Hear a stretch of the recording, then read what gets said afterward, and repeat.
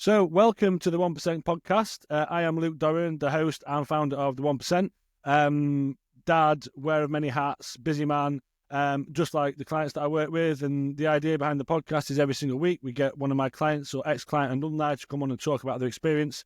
The gents I typically work with are usually busy, dads, pretty successful in a career perspective, lots going on. And so they're in the thick of it, just like I'm in the thick of it. And I think it's really important for anyone who's listening who feels like they're struggling, they don't know what to do. Actually, it's more than achievable. And not just because they work with me, but equally, there is a simple process that we can all follow to do that. And so the idea behind these conversations is for anyone who's listening to get a lot from that. So without further ado, Alistair Dornan is on the call today. Alistair was a client of mine a couple of years ago now. And I think this is going to be a really great conversation. I've been prodding him to do this for quite a while, as he knows. More so because it shows the power if you take ownership, quote unquote, properly, you do the work, actually you build yourself foundations that can last forever. Now, it's easy for me to say because Alistair was a client. I want you to hear from the horse's mouth. Before we jump off, Alistair, do you want to just introduce yourself, who you are, what you do, a bit about you? Yep, absolutely. Thanks, Luke. And look, thanks for keeping prodding, right? I think eventually laying the guard down and doing the stories are a good thing. So delighted to do that with you. My name is Alistair. Probably much like anybody else who's joined us, I'm 48 years old. I was about 45, 46, I think, when you and I first met. I'm a dad, got three wonderful kids. Actually, one of them's an adult now, so they are growing older and older, more complex as life goes on. A husband, soon to celebrate our 20th anniversary together. Ups and downs, of course, throughout that, but delighted to do that. And for a day job, look, I'm the CRO for Gallagher. You met guys and knows for the team that sponsor rugby here in the UK. Okay, awesome. So as we said, by all accounts, a very busy man, lots going on, But as we like it. That being said, then, Alistair, let's rewind, like we said now, a couple of years into the past. I think you perhaps followed me for a little while on LinkedIn or seen some of my bits, or maybe seen a peer or a colleague post about their experience working with me. You decided to reach out and have a chat. I think I messaged you and we had a bit of a back and forth and you decided to engage. What was going on with you back then, in terms of where you're at physically, mentally, that made you think, right, I want to work with someone like me, a performance coach to sort of make some changes. What was happening back then? Mate, I mean, look, I still am so grateful you did reach out and make that first connection, because I think I probably would have been sat there even today in that sort of same scenario I was in. I've got to go back even further though. And yes, we met 2.5 years ago, but I think my sort of journey, I don't want to use the word journey, but my process started probably back in 2019. I'd shifted roles. I all went through COVID. I used to I was classic mammal, loads and loads of cycling. And actually, if I'm honest, I think the cycling probably just hid the fact that my rig was in poor shape, my mental state wasn't brilliant, and that I was kind of disconnected from that future self of myself. I had an injury. I had an accident. I hit a squirrel, of all things, and it knocked me sideways in 21 on my bike, and I just didn't get back on the bike. And actually, what was really noticeable is that I didn't get back on the bike. I got heavier. As I got heavier, it was harder. And as it got harder, I didn't want to do it. And all the while, I think my own kind of self-esteem was just plummeting down. Certainly through 21, 22. And it was 22 was that journey of I'm trying to drive change myself. I'm trying to make, steps. Look, like anybody who's probably dialing into this, high performer. My career has always been high performance. It's always been marked with achievements, both personally and professionally. Been delighted with that, kind of thrive on that. But there's a real realization, I saw mid-40s, that what got me there wasn't going to get me to the next stage, or wasn't going to keep me, in the shape I wanted to be in and living and thriving. I was really snappy with my kids, probably a reaction to stress. I don't get stressed. I just tend to get angry. I come from a long line of Scots like that, I guess. I wasn't showing up at home the way I wanted to. I recognized I probably wasn't doing that here. And look, my rig, I mentioned earlier, my rig was out of shape. I was probably 8 to 10 kilos heavier than I ended up at the end of the program, probably certainly 6 or 7 kilos heavier than I am now. And I just lost that control that I think I'd had before. And it wasn't so much I wanted to get back to that control, Luke. It was that I needed to reshape. And that's where, I wasn't going to go and see a gym bunny. I wasn't going to go down and have a 20-year-old. So I remember telling you the first time we met, like, just a 20-year-old screaming at me to do more press-ups is not going to change me. I need something more than motivation. I need something more than discipline.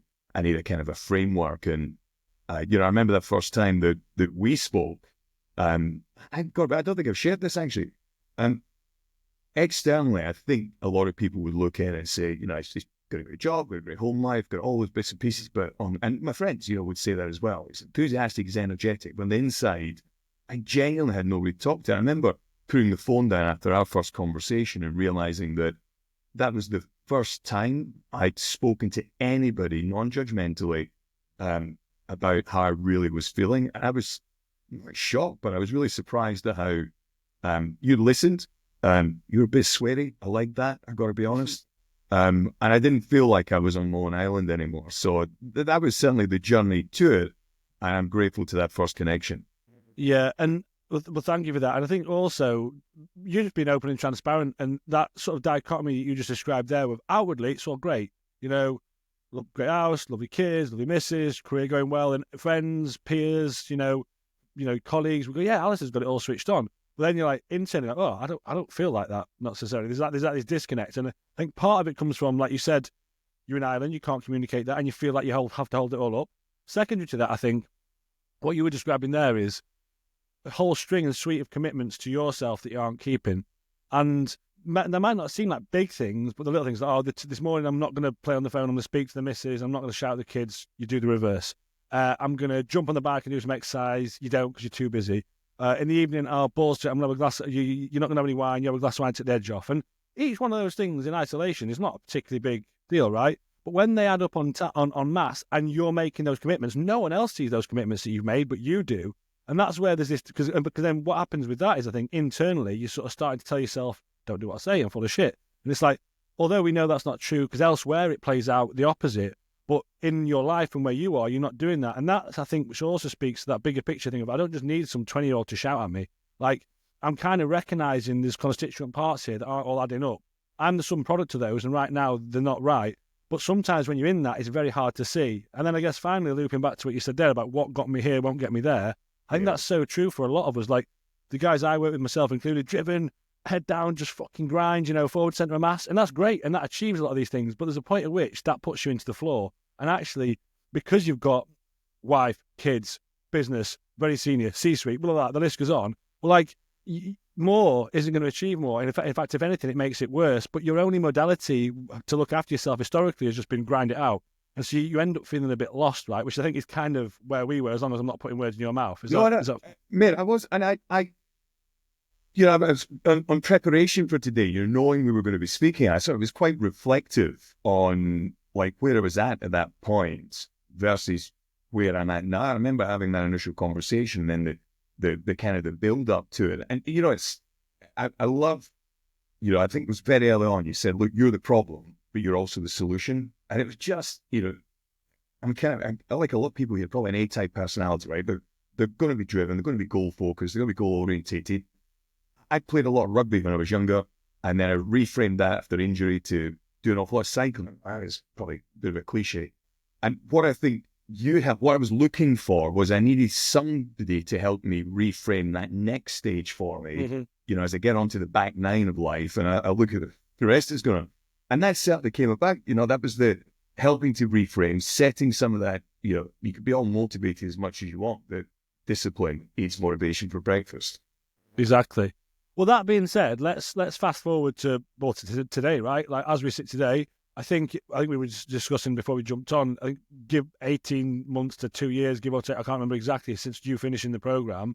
As you sit today then, fast forwarding from where you were then, the 2 years is a long time, like, what, I guess, have been your key achievements and learnings from the process? And what, I guess, what did you achieve and what was the sort of the major wins? And then maybe we can touch on like what's helped you sort of deliver that and most importantly, keep it consistent.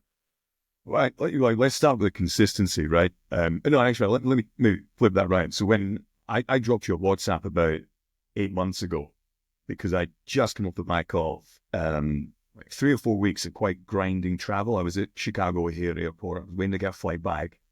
And I realized that I was in complete control. I'd had 3 weeks effectively on the road with work. all good stuff. But normally, you're bouncing from hotel to conference to meeting to hotel to airport to, it was like, I kept my discipline all the way through that. I'd had my exercise in the morning, I'd fasted till lunchtime, I'd done, I'd had nutritious meals, etc., etc., etc. Look, maybe I was a little bit chuffing myself, but recognizing that came from the legacy of what we had talked about, the WhatsApp groups, the accountability, those things that we had, you'd really sort of instilled. And if I fast forward, to where I'm at today, look, I had to be up early this morning to go up to London. We got a busy day. But at 5:30, -2, I was out grinding out on the dumbbell ladder in my back garden. I do not like the cold showers. Never really got into that, but I've kept that, those core elements of the discipline, that just matter to me. And what I particularly like is, I was out quite late last night with some clients, but I get to choose what I'm doing, what I'm eating, what I'm drinking, and if I'm not prepared, I think there's another great phrase you had, which was, if you can't do the time the night before, you can't do it the next morning, something along those lines. It really resonated with me. Yeah, That, I think it's man at night, man in the morning, right? So it's like, there you go, right? Or, nothing, anyway. So all of that has helped me. I would say over the last 2 years, I focus on what I really wanted to improve. I love summertime. Smash the top off as quickly as it possibly can the second the sun comes out. Look great like that. That vanity probably plays a little bit there. But I'm a far better leader, and I recognize that with the team around me. I've got a brilliant team, but I'm more present with them. This thing gets off at 8 o'clock at night, doesn't come back on till maybe 7:30, 8 in the morning. Those sort of behaviors and habits that enable me to be actually more present at home, more present in relationship, more present with kids. Still snap every now and then, but to be honest with you, it's nowhere near the regularity that happened before. It's very chill, great relationship with my family now. And all of that is down to, I'd say the kind of the work that we did back in the day. And that's awesome, right? Because what we're talking about there is stuff that's stuck and lasts, not a flash in the pan process. And regardless of anyone listening to this, they're like, well, that sounds great. I might want to get involved with some of that. Whether it's to work with someone like me or not, I think the more meta principle here is to think about, I think, especially for driven people, we think there's this often like, I'll just do this one thing and I'll do that really hard and then that'll work. But usually that's at the detriment to other things. And especially as we get older, when you're 20, it doesn't really matter, I don't think. But like when you're 48, I'm 40, you got 3 kids, a business, whatever, the list goes on, right? You can't just acutely focus in one area and ignore everything else, because everything is coming at you all the time. And so you can either fight against that and say, woe is me, I'm a victim, or you go, well, what can I do? And I think that then speaks to that whole building up the constituent parts and it not being one magical piece. It's like there's a multitude of pieces that you need to put together in order to feel and look good. And this work-life balance, it's not a thing that you get, as in, I do this one thing, I'll get work-life balance. For me, and being present or having energy, it's an emergent property of those constituent parts being in the right place, the discipline that you speak about, right? And so it'd be great if it was one magic thing, but it really isn't. I think there needs to be a suite of stuff. But then equally, the dichotomy is, that's great, I need to do 10 different things. Well, I'm so busy, how can I do that? It's like, well, that's not the point. When you're traveling, I guarantee some of the things will have backed off. You'd have to adapt what you do. Some of the things will fall by the wayside.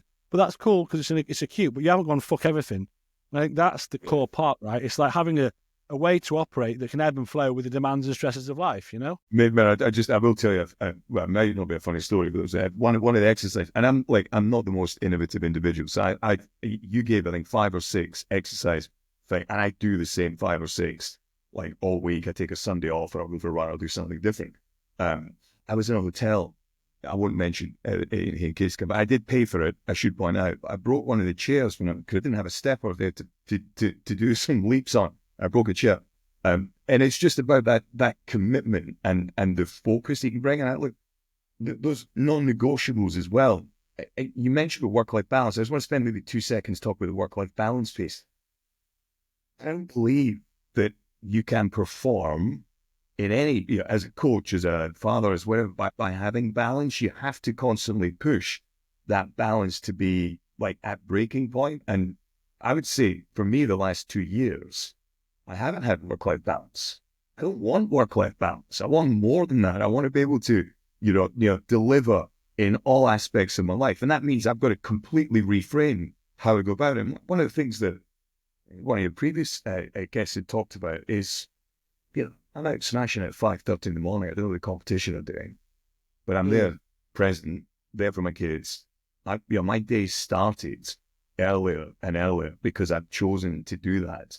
And as a result, by the time I hit the working day, I'm already going at it. And that's made a massive difference because people say, I can't find time. Get off your phone. Can't do this. Prioritize other things. It's the simplicity of it that works.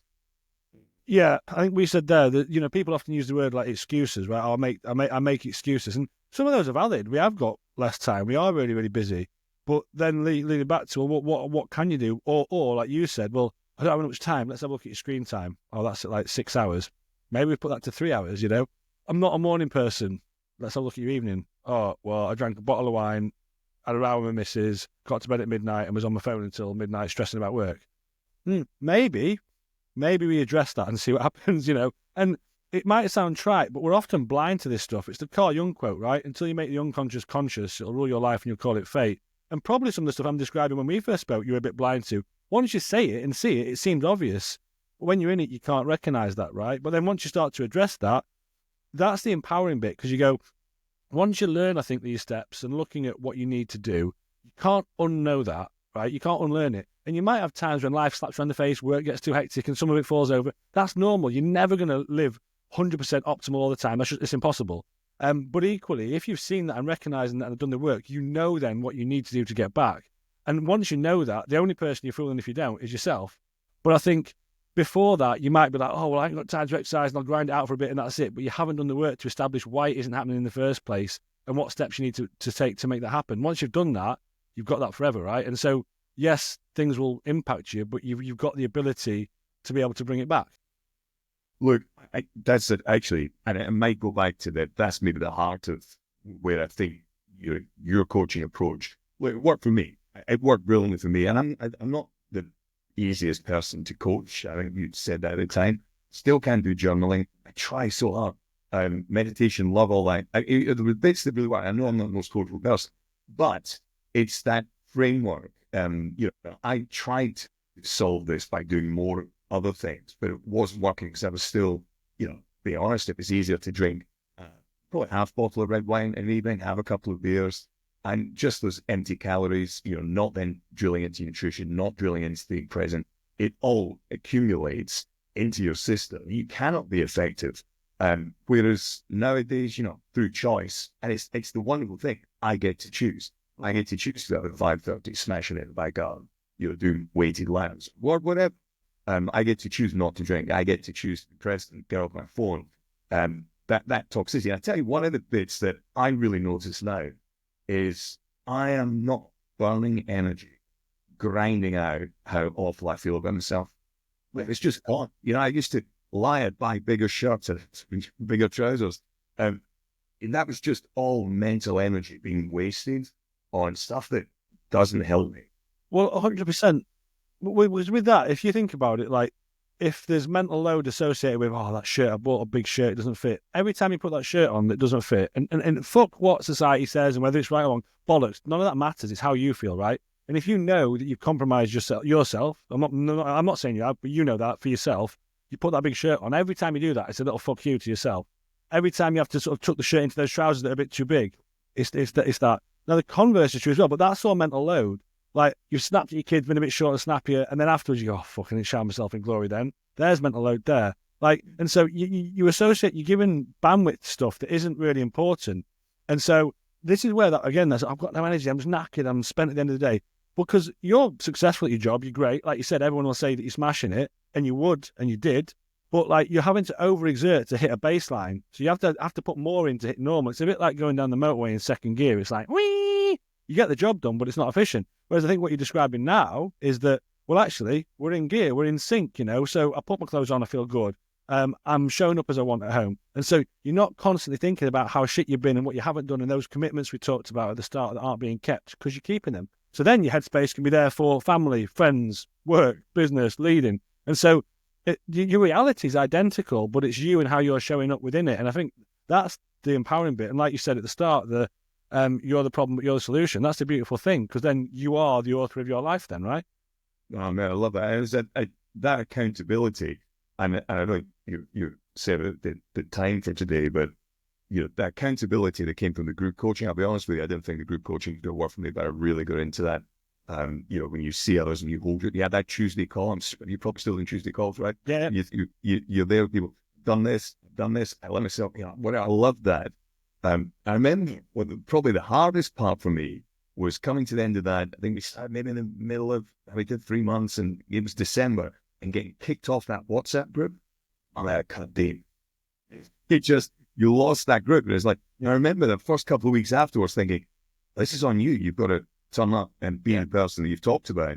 And delighted that 2 years later, we're still crushing it. Well, yeah, and it's an amazing story, and it's not an uncommon one, which is great. And I think that stems from, not that I'm the best coach in the universe or the best program. It's just the approach of those little incremental 1% gain, you where you're at, and then that building momentum, and then you having a framework in which to operate. And so that's why I love conversations like this, Alistair.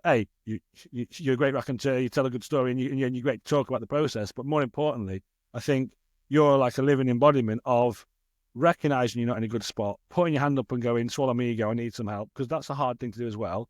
Doing the work, and then here we are, and then that's it. And as I'm sure you say, it's not rocket science, right? The stuff that has to do, none of it's weird or wonderful, right? Because we think there's a magic silver bullet, but there isn't. There's something I say a lot, which is like, you're the sum product of your daily actions, habits, behaviors, and choices. But it's not the one big thing; it's all the little things that add up en masse that result in you looking and feeling as you want. The reason my business is called the 1%, part of it's like ego, let's be the top 1%, but really, it's all those little 1%. And I guess you become the 1% by doing the 1%. Do you know what I mean? It becomes like... And I'll be honest, you're chosen because the 1% title. I was like, okay, I'm going to listen to this guy. If he's got the chutzpah to actually call himself 1%, let's see what he's got. I do reflect on it, and I think maybe to leave you with some thoughts on it. I shudder to think where I would have gotten to. The sliding doors moment, that taking your call, spending that first time with you, opening up, and the transformation. The last 18 months, 2 years have been phenomenal for me. And coming back to that piece of the disconnecting my future self, I feel really connected to my future self. Looking forward to my 50s. I'm going to be in my 50s in great shape. Generally speaking, everything in balance where I want it to be. And like that, you were the catalyst for that, and the program you put together, and I know you're taking others through it, has been really, really impactful for me. So thank you, really. Well, thank you, and it was an absolute pleasure working with you. And thank you for coming on and sharing your story and your journey. I know you sort of cringed when you said that, but it's true. Like, people think it is a journey, right? It's the whole hero's journey. You weren't feeling great, did some work, feeling better, and now in a really good spot, and life will present stuff to you. But I feel like now, as we're describing, you've got a foundation of how to take care of yourself. So then you're in a position to deal with the fun stuff, the good stuff, the hard stuff, the bad stuff, all of it, right? And that's what it's all about. Alistair, I know you're a very busy man, so we won't take up any more of your time. Again, thank you. It's been an absolute pleasure chatting, and I hope anyone's watching got a lot out of it. I know I have. If anyone's watching or listening and they think, right, I could do with a bit of help like that, and interested to see how I could help, drop me a DM or ping me a comment. Other than that, have a fantastic week, and speak soon. Cheers.